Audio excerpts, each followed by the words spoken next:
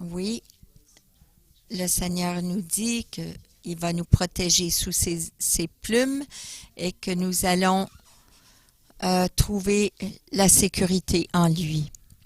La question est, est-ce que vous avez trouvé votre endroit secret? Avez-vous découvert votre lieu secret? Nous allons lire le psaume 91, 1 à 6.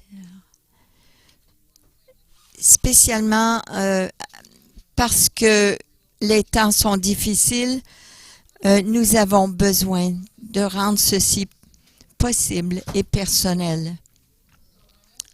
Alors, mon message aujourd'hui est de partager quelques principes et des pas que nous pouvons prendre, non seulement pour nous-mêmes, mais pour ceux de notre famille, parce que c'est un temps critique que nous vivons dans ce monde. Il y a quelques années, j'ai eu un rêve. Je marchais à la montagne, sur la montagne Mont-Royal. Et là, j'ai vu cette enseigne qui a dit le psaume 91 dans le ciel. Et derrière, j'ai vu un arc-en-ciel. Et là, dans ce rêve, j'ai dit, oh, c'est merveilleux. Je me suis réveillée, mais je voulais garder mes yeux fermés parce que je voulais garder en tête cette image, parce que c'était tellement beau. Et en même temps, le Seigneur m'a montré que j'avais besoin vraiment que je devais garder ce psaume dans mon cœur. Non seulement pour moi-même, mais pour ma famille, pour ceux qui étaient autour de moi. Et récemment, nous avons appris un cours sur les rêves et les visions. Et j'ai appris beaucoup de choses et j'ai demandé au Seigneur, quoi d'autre tu veux me montrer sur ce lieu secret?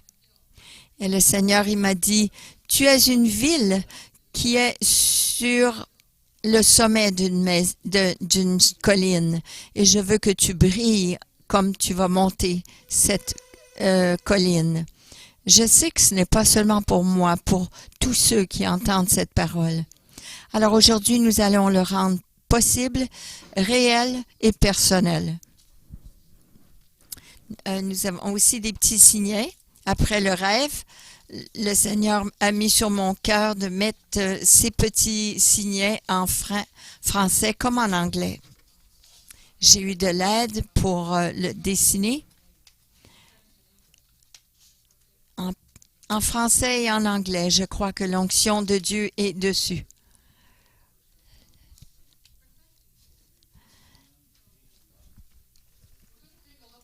Nous allons regarder ce psaume ensemble.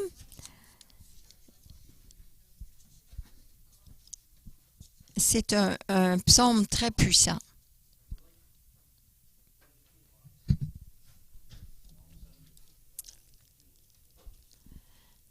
Je ne suis pas habituée à cette technologie. Vous m'excuserez.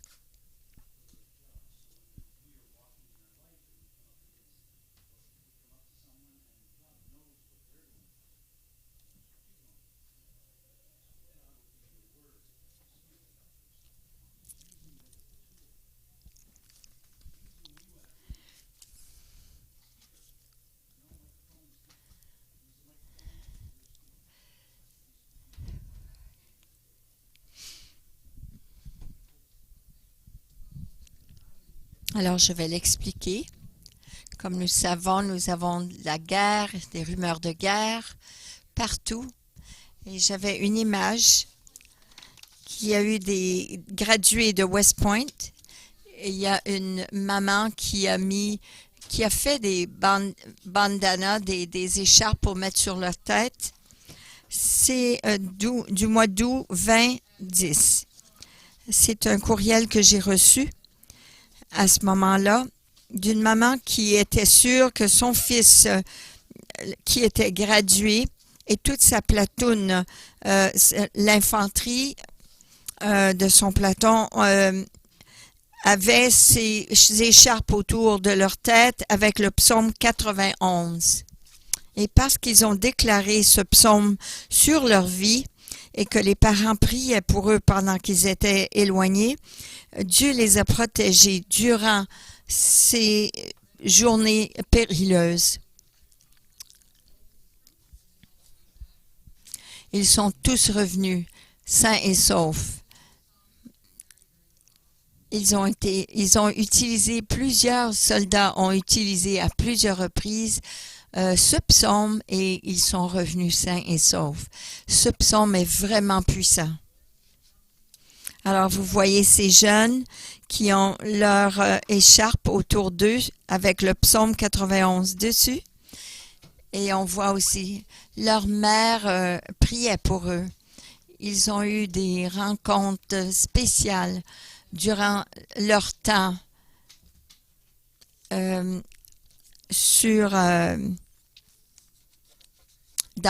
un temps de guerre.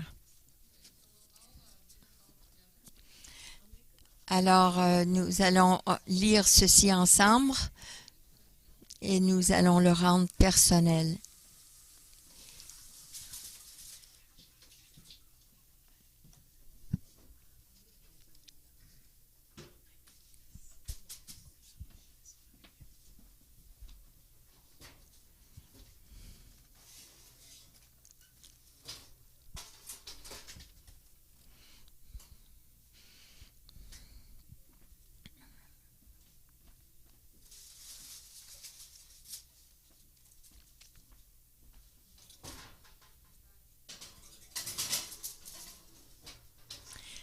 On doit reculer et non avancer parce que j'aimerais commencer dès le début.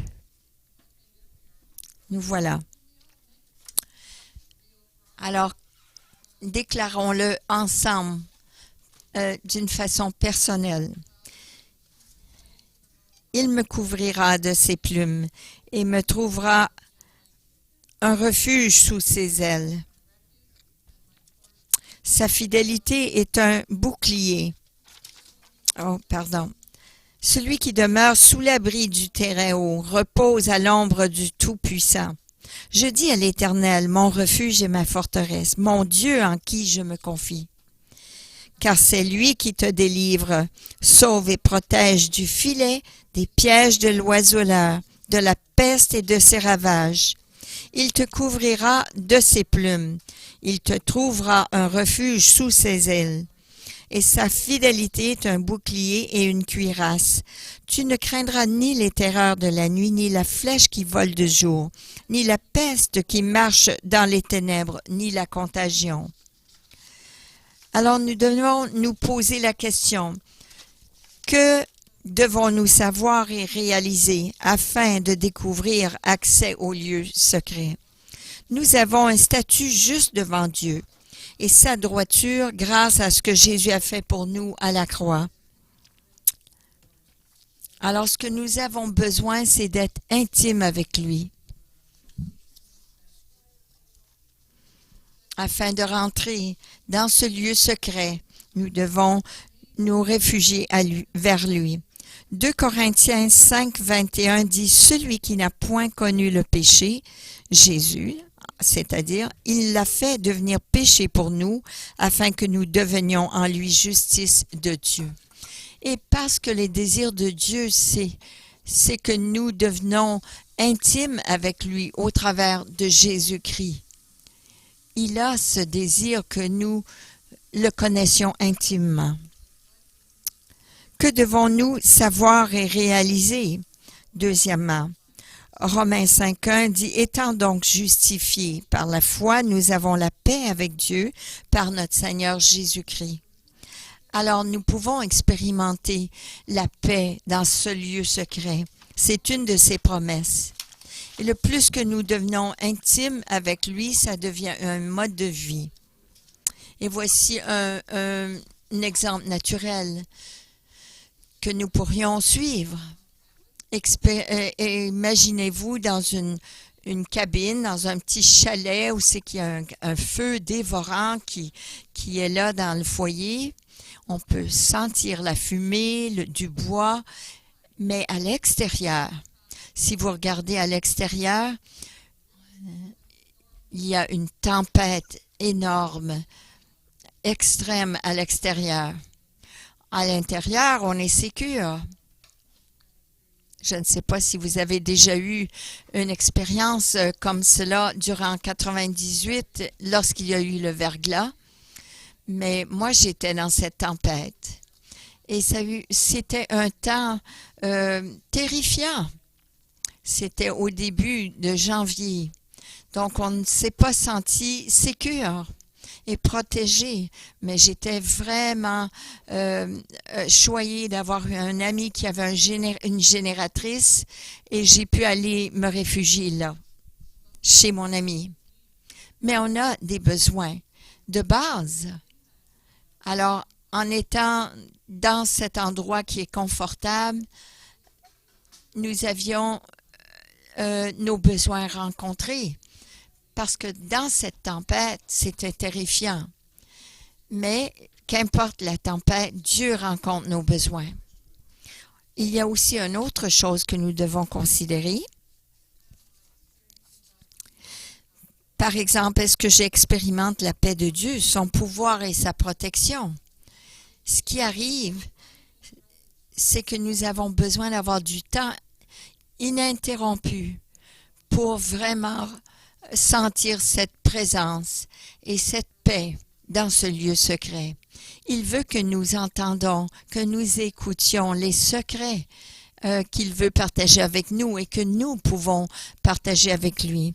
Il nous dit « Mes brebis entendent ma voix ». Alors on peut entendre sa voix si on prend le temps d'être avec lui. Alors pourquoi est-ce que la paix et la protection de Dieu si critique que nous l'ayons dans notre vie? Parce que sans la paix de Dieu, il y a du chahut partout autour de nous. Si on a la paix ou si on a le chahut, c'est à nous de choisir. Alors, où est-ce que je cherche ces sentiments de sécurité? Et parfois, on cherche dans les endroits, tous les autres endroits qui n'ont pas d'importance, que ce soit une personne, notre travail, de l'argent, nos loisirs, notre maison, notre famille. Ce sont toutes des choses qui sont correctes, mais on doit s'assurer qu'on doit mettre le royaume de Dieu en premier, car il dit « Cherchez premièrement le royaume de Dieu ». Et encore là, c'est là qu'on peut l'obtenir si on est dans ces lieux secrets. Alors dans Psaume 91, 1, si vous voyez en jaune, vous allez voir que c'est surligné, ça dit « Cet endroit, ce lieu secret est l'endroit le plus précieux, l'endroit où il y a le repos. C'est tendre, c'est doux, c'est confortable. » Et ça nous dit « Je dis à l'Éternel mon refuge, ma forteresse, et je l'ai surligné. Repose. » Et le refuge et la forteresse, le Dieu en qui je me confie. Il nous donne la direction et sa sagesse, et nous savons que nous serons délivrés du piège de l'ennemi. C'est dans cet endroit, ce lieu secret. Alors, ces 3 versets, 1 à 3, c'est ce qui établit le tout, le reste du psaume pour nous. Alors, comment pouvons-nous rester dans ce lieu secret? Il y a des principes qui nous aident à rester là. Celui qui se met à l'abri près du Dieu très haut se repose à l'ombre du Tout-Puissant, ça nous dit. Lorsqu'on est dans cet endroit, ce lieu secret, nous choisissons d'habiter, de demeurer là, de rester en sa présence. Ce n'est pas de rentrer, sortir, mais c'est de solidifier une relation avec lui. Et lui, il va pourvoir à tout dans cet endroit. Mais nous devons choisir de demeurer dans cet endroit. Et de quelle façon nous faisons cela? Nous devons rester en sa présence. Nous devons nous asseoir en sa présence. Et nous devons avoir une résidence permanente en habitant là. Pas de temps en temps, pas quand on n'est pas trop occupé, mais il veut qu'on demeure dans cet endroit où on a accès à ce lieu secret en tout temps. Et c'est ce qu'on a besoin. Car si on n'est pas dans ce lieu secret, il y aura de la confusion, il y aura le chahut. On doit tout mettre au pied de la croix pour entrer dans ce lieu secret. Alors, Psaume 91, 2 nous dit comment nous pouvons rester dans ce lieu secret. Je dis à l'Éternel, mon refuge et ma forteresse, mon Dieu en qui je me confie, je me repose, j'ai la sécurité et j'ai la protection. Parce que je dois choisir de déclarer. Qu'est-ce que je dois déclarer ou proclamer? Ça, je dois dire, il est ma tour, il est ma forteresse, il est celui en qui je me confie, il est celui qui me protège. Alors, que disons-nous? Ce que nous disons est très important pour lui. Ça a beaucoup d'importance pour lui. Alors, nous devons déclarer des choses qui viennent de sa parole. Une parole réma qui est choisie de lui. Ça ne veut pas dire qu'on ne lit pas le Logos, mais lorsqu'on est dans ce lieu secret, il nous donne un mot, une parole spécifique. Et que professons-nous? Nous professons notre confession. Lorsque je suis dans ce lieu secret, je confesse que ma foi va devenir de plus en plus forte, plus profonde, et je vais rester stable et en toute confiance. Je vais être sécure dans ce lieu secret.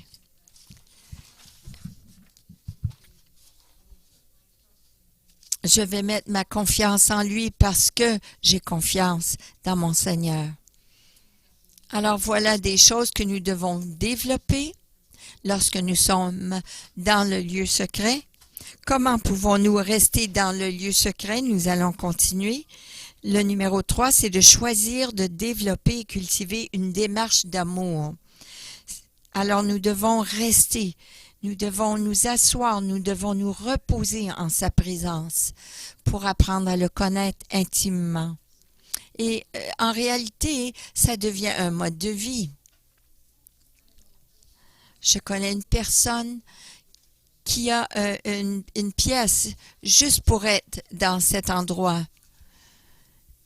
Parce que si nous ne choisissons pas un lieu secret pour être avec lui, un endroit où nous pouvons être à ses pieds et apprendre de lui, nous allons être interrompus constamment. Nous devons aussi réaliser que la délivrance vient seulement de Dieu. L'aide nous vient de Dieu. Une vraie délivrance vient de Dieu et Dieu seulement. Alors le psaume 91, 3 nous dit « Car c'est lui qui te délivre, qui te sauve et protège du filet des pièges de l'oiseleur, de la peste et de ses ravages. » Ça dit « Oui, sans doute, c'est vraiment Dieu qui nous protège et qui nous délivre. Mais de quelle façon est-ce qu'il le fait? Il peut nous avertir en rêve, mais aussi nous diriger et nous, au travers de notre obéissance. Avec notre obéissance, le Seigneur nous montrera dans ce lieu secret. Il y a aussi le Saint-Esprit qui nous donne la conviction. Il nous convainc ou d'une présence, une bonne ou d'une mauvaise présence. Et il nous parle au travers aussi de sa parole. Paul nous dit de ne pas être ignorant de stratagèmes de l'ennemi, parce qu'on n'est pas fait seulement de chair et d'os, mais c'est un combat spirituel que nous avons. Nous devons aussi comprendre que nous sommes sous ses plumes, sous ses ailes. Le psaume 91, 4 nous dit « Il te couvrira de ses plumes et tu trouveras un refuge sous ses ailes. Sa fidélité est un bouclier et une cuirasse. » Un bouclier peut être comme une ville fortifiée. Dans les vieux pays, vous savez, les murs des villes sont de cette façon que Dieu nous protège, comme une ville fortifiée. En Deutéronome 32, 11, ça nous dit « pareille à l'aigle qui éveille sa couvée et voltige sur ses petits. Elle déploie ses ailes, les prend et les porte sur ses plumes.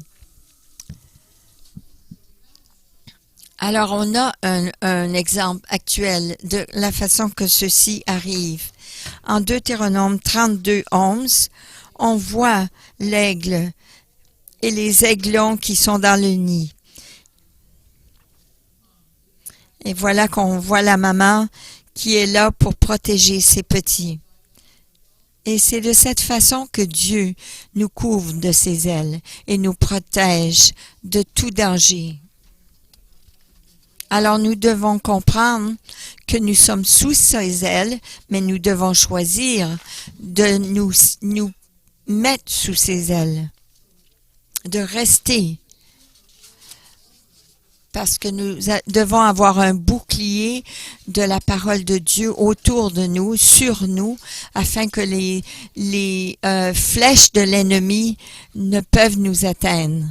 Nous devons apprendre à méditer, mariner dans la parole de Dieu, parce que cela nous protège et nous garde. Et nous devons garder sa parole dans nos cœurs, parce qu'il dit, « Mes brebis entendent ma voix, et les voix d'un étranger, ils n'entendent pas. » Nous devons être un faiseur de la parole et non seulement un écouteur. Non seulement en parler et de l'écouter, mais nous devons avoir un style de vie qui est obéissant à la parole. Alors, ça nous dit aussi dans la parole, retenons dans Hébreux 10, 23, retenons fermement l'espérance que nous proclamons, car celui qui a fait la promesse est fidèle. Alors, ne lâchez pas, comme la mâchoire d'un bulldog. Il doit garder, il a mordu dedans, il ne laisse pas, lâche pas prise. Alors, nous voyons cette image, c'est un bouclier de soldats romains du 1er siècle. Et nous pouvons aussi l'appliquer à notre vie spirituelle, car Dieu est comme un bouclier pour nous. On voit la jante extérieure était faite de métal qui enserrait le cuir et le fixait à la base en bois. Le bouclier, ça représente Jésus. Et le bouclier qui était long et large comme la porte d'une maison. Et l'huile frottée quotidiennement pénétrait dans la partie en cuir pour l'empêcher de se fissurer. Et ça représente le Saint-Esprit, l'huile du Saint-Esprit. Avant d'aller au combat, le soldat plongeait sous le bouclier dans l'eau, le saturant jusqu'à ce qu'il soit trempé. Et si le bouclier était frappé par les flèches enflammées de l'ennemi, le bouclier imbibé d'eau ne s'enflammerait pas et éteindrait les flammes. Alors, nous, on doit être trempés dans la parole de Dieu. Et si l'ennemi essaye de nous attaquer, on est protégé parce qu'on a passé du temps dans la parole de Dieu. Et ça nous a outillés, ça nous a protégés contre les flammes de l'ennemi, les paroles de l'ennemi, les flèches de l'ennemi. Parce que nous savons que nous ne combattons pas contre la chair et le sang, mais surnaturellement contre les forces spirituelles. Voici un exemple naturel, mais nous savons que dans le spirituel, nous avons l'équivalent. Et chaque jour, nous devons rester, demeurer dans ce lieu secret pour être imbibés de sa puissance, de sa présence et être prêtes pour tout événement. La prochaine, ça nous dit, nous ne craindrons pas. Parce que parfois, nous craignons. Et parfois, c'est normal. Mais le Seigneur nous dit, tu ne craindras ni les terreurs de la nuit, ni la flèche qui vole de jour. Vous savez, la crainte peut être terrible. Ou nous sommes dans la crainte, ou nous sommes dans la paix. Il y a des gens, ils ont peur de tout. Je ne peux pas sortir dehors, juste au cas où. En cas de ceci, en cas de cela, je ne peux pas faire ceci ou cela. C'est une crainte chronique. Il y a aussi l'anxiété. Il y a des gens qui sont anxieux constamment, qui sont stressés pour tout. Et parfois, nous sommes aussi que les gens qui ont des choses à dire de nos vies et nous garde sous la crainte c'est parce que nous avons laissé une ouverture pour que ces gens-là nous atteignent. Alors, quels sont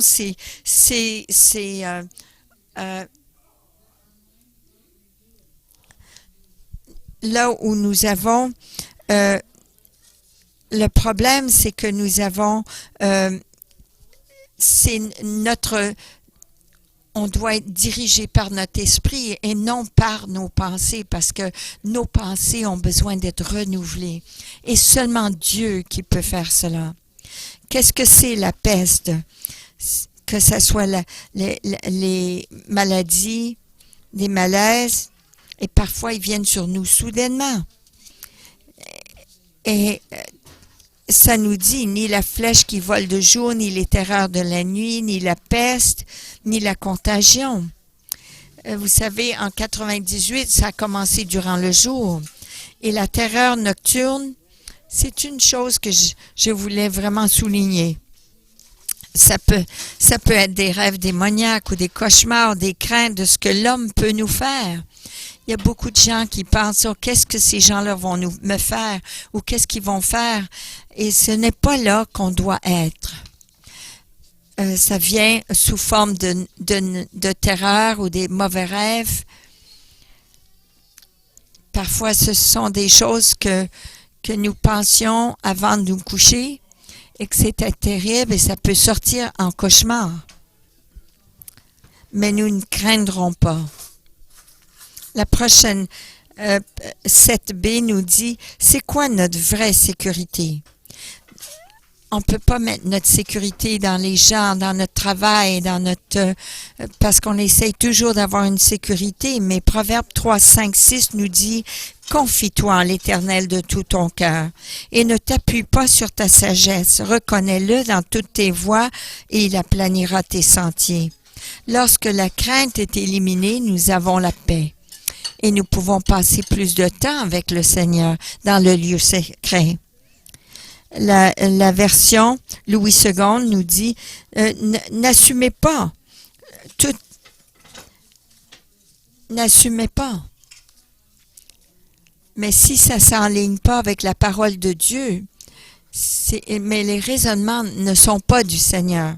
Il dit soumettez vos raisonnements au Seigneur et il vous montrera. Alors, on doit commencer par chercher la sagesse de Dieu. C'est important. C'est seulement la sagesse de Dieu qui peut nous montrer qu'est-ce qu'on a besoin et qu'est-ce qu'on a besoin de savoir et de reconnaître Dieu dans toutes nos voies, en tout, de le reconnaître en tout. Là où 2 ou 3 sont là en ce qui concerne, si on s'accorde, il dirigera. On doit aussi s'attendre à ce qu'il dirige toujours nos chemins. Alors, on doit avoir quelque chose de solide dans la direction de Dieu, dans la vérité de Dieu. On ne doit pas assumer que cette fois-ci, il va faire quelque chose, mais que non, ça doit s'enligner avec sa parole.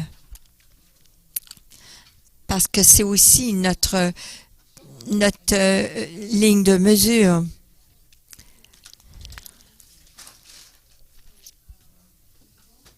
Il y a une clé d'or que nous devons vraiment recevoir. Hébreux 13, 15 nous dit ceci. Par Christ, offrons donc sans cesse à Dieu un sacrifice de louange, c'est-à-dire le fruit de lèvres qui reconnaissent publiquement lui appartenir. Dieu veut le meilleur de nous. Il ne veut pas les restes. Il veut le meilleur de nous dans ce lieu secret. Alors, en faisant cela, nous lui donnons le fruit de nos lèvres, notre connaissance, déclarer qu'il est merveilleux et sa louange. Nous devons le louer. C'est de l'adorer en esprit et en vérité. Voilà la clé d'or. C'est un des moyens les plus puissants pour entrer et de rester dans le lieu secret et par la louange et l'adoration. Et je crois qu'aujourd'hui, on a fait cela. On est entré dans le lieu secret. C'est ce que nous devons faire. C'est la clé pour ce lieu secret, c'est de prendre le temps de l'adorer en vérité, en esprit, et de le louer. Alors, en conclusion, j'aimerais qu'on prie ensemble. Seigneur, nous sommes tous d'accord avec cette prière. Seigneur, j'ai pris la décision, et je vous demanderai de répéter après moi, de demeurer dans ton lieu secret, le lieu secret du Très-Haut. J'ai déterminé que c'est l'intention de mon cœur, mais j'ai besoin de ton aide pour y rester de façon soutenue et de demeurer sous ton ombre. Ô Seigneur, de mes propres forces, c'est impossible, mais en toi, tout est possible. Alors je te remercie, Seigneur, de veiller afin que ta parole s'accomplisse dans ma vie. Et ça, c'est sa promesse, qu'il va, oui, accomplir sa promesse. Il va veiller à ce que sa parole s'accomplit en nous, dans nos vies. Alors, j'aimerais que vous écoutiez ce psaume 91 en chant, et ça nous décrit le lieu secret.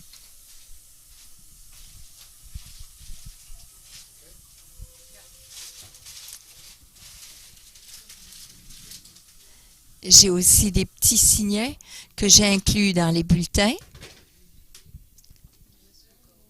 Alors, on peut les déclarer, ces paroles, sur nous-mêmes, sur nos enfants, sur nos familles, ceux qu'on aime, même ceux qu'on n'aime pas. On doit le déclarer sur eux, afin qu'ils viennent à la connaissance du Seigneur et de ce lieu secret, car c'est un bel endroit à demeurer.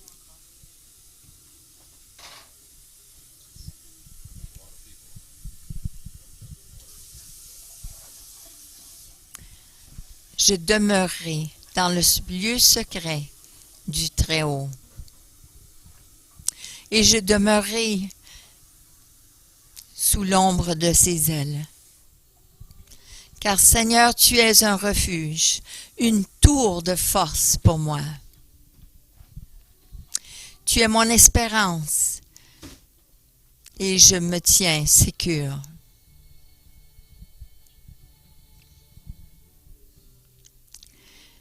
Tu me délivreras. Et ta parole, ta vérité sera ma cuirasse, mon bouclier. Jésus, tu me couvres. Dans ton amour, aucune crainte prévaudra. Je demeurerai dans le lieu secret du Très-Haut. Et je demeurerai dans l'ombre de ses ailes. Car Seigneur, tu es un refuge, une tour de force. Et mon espérance est en toi. Je me tiens sécure.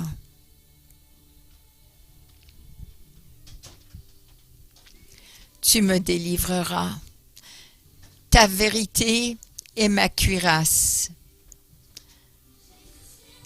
Ta vérité est mon bouclier. Jésus, tu me couvres dans ton amour. Tu me délivreras et ta vérité sera mon bouclier. Jésus, tu me couvres. Dans ton amour, je n'ai aucune crainte. Aucun mal, aucune terreur, aucune flèche, aucune contagion viendra près de moi, car tu es ma sûreté, ma protection et mon endroit sûr. Je me cache en toi. Jésus, je te fais confiance. Aucun mal, aucune terreur, aucune flèche et aucune peste viendra près de moi. Car tu es ma sûreté, ma protection et mon endroit sûr, l'endroit où tu me caches. Jésus, j'ai confiance en toi.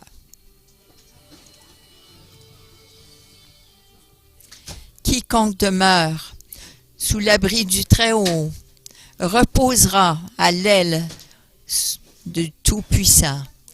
Il me couvrira de ses ailes et sous ses ailes. Oui. Si je dis, Seigneur, tu es mon refuge, tu es le Dieu où je demeure, aucun mal ne m'atteindra, car tu commanderas tes anges de me garder dans toutes tes voies.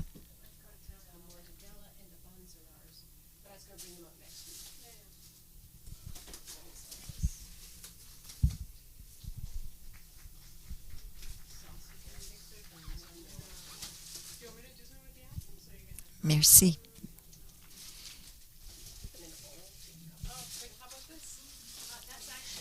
La chose la plus importante, c'est d'avoir une relation intime avec Jésus. C'est là où on gagne notre force. Il exprime son amour envers nous. Et à chaque jour, on devrait s'approcher de lui et prendre du temps pour être dans sa présence.